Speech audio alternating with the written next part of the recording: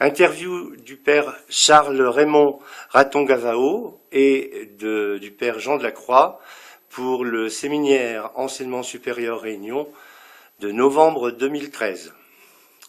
Bonjour père Charles-Raymond, vous êtes vice-recteur de l'UCM, recteur par intérim. Est-ce que vous pourriez préciser un petit peu ces choses-là? Bonjour, oui. Donc là, l'Institut catholique de Madagascar, c'était l'ancienne appellation de l'Université catholique de Madagascar.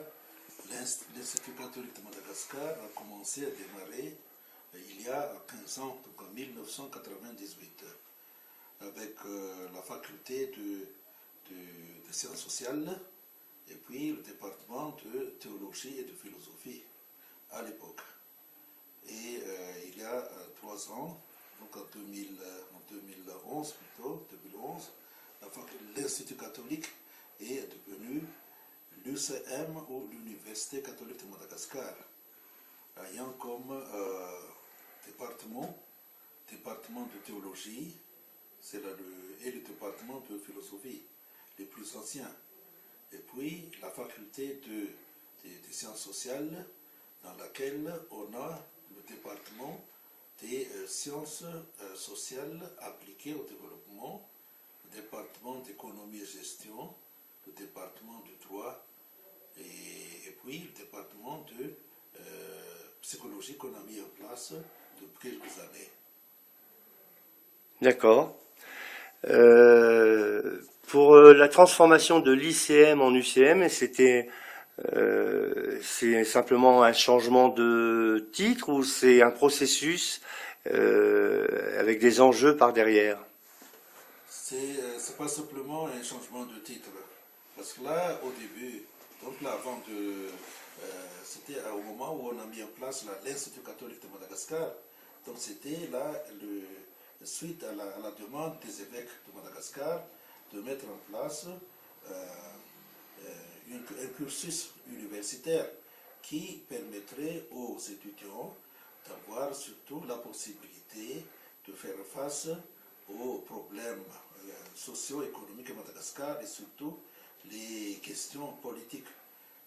Leur objectif, les objectifs des évêques étaient donc de mettre en place un enseignement universitaire qui permettrait des jeunes malgaches d'avoir donc la possibilité de faire des analyses des réalités sociopolitiques à Madagascar. Donc c'est lié un peu à ce genre de demande. Puisque Rome n'a pas pu encore donner là son avis à ce moment-là, donc on n'a pas pu oser faire de l'aventure pour donner le nom de Université catholique. Et puis, quelques années un peu à cela, lié surtout au développement des facultés et des départements.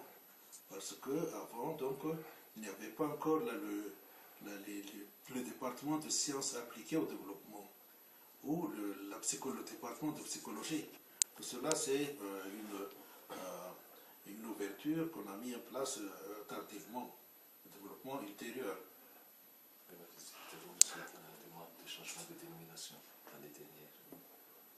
Alors, Jean de la Croix, toi tu es secrétaire général de l'UCM, est-ce que tu peux nous apporter quelques chiffres globaux sur le nombre d'enseignants, le nombre d'étudiants?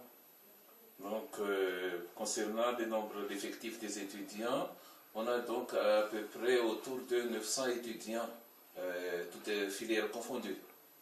Et puis, là, les enseignants qui contribuent à l'enseignement ici au sein de l'UCM, il y a une centaine.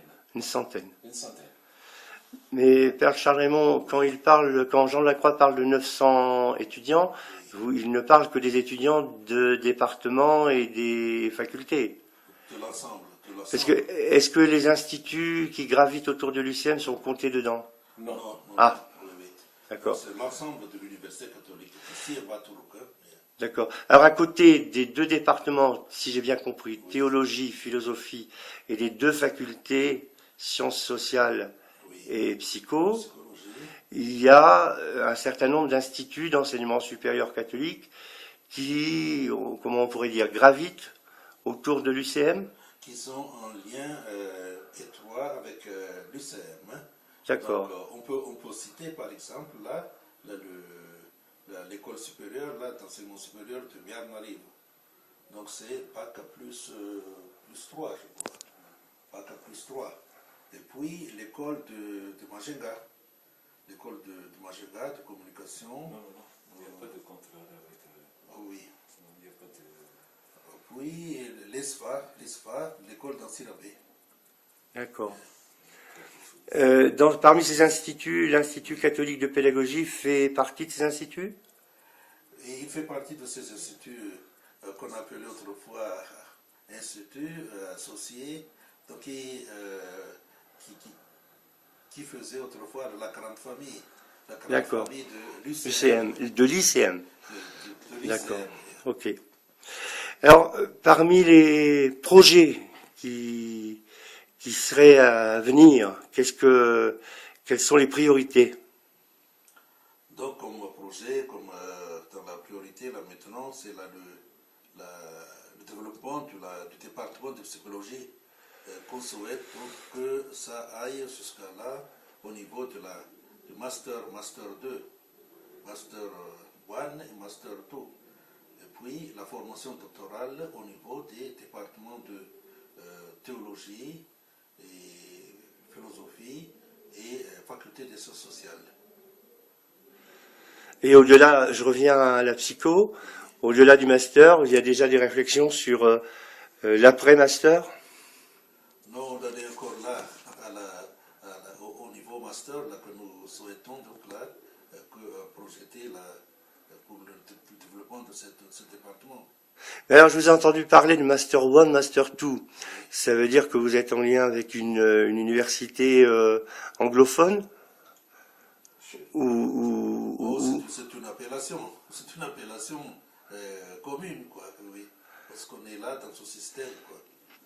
Et vous avez, par rapport à tous ces projets de développement, vous avez établi des liens, des partenariats avec d'autres universités? Oui, on est en lien ou partenariat avec des universités européennes, et puis, par exemple, là, l'université de Fribourg, et puis l'université d'Aix-en-Provence pour la faculté des sciences sociales, et aussi l'université de Sherbrooke au Canada. Pour la psycho. Pour la psycho. D'accord. Par rapport à des perspectives de développement sur un rayonnement océan Indien, comment se situe l'UCM?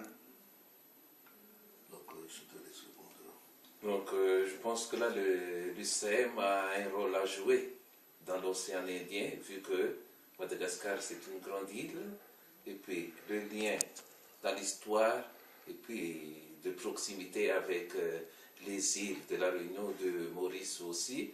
Donc, vu le fait qu'il y a quelque chose qui bouge dans l'océan Indien, donc Madagascar ne peut pas rester indifférent vis-à-vis de tout cela, et qu'on va essayer de mener ensemble l'orchestre, quoi. Père Charles Raymond, je vous remercie. Jean Delacroix, je te remercie.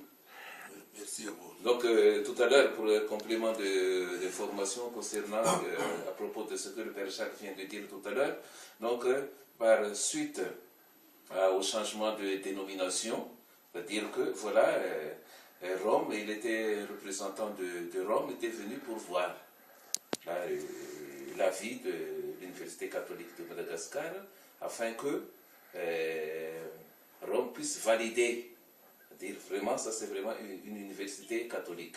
Et après avoir visité, rencontré les personnes responsables, le grand chancelier, le recteur, quelques chefs de département, les enseignants et les étudiants, il a dit que voilà, l'Université catholique de Madagascar, c'est une université jeune, mais dynamique.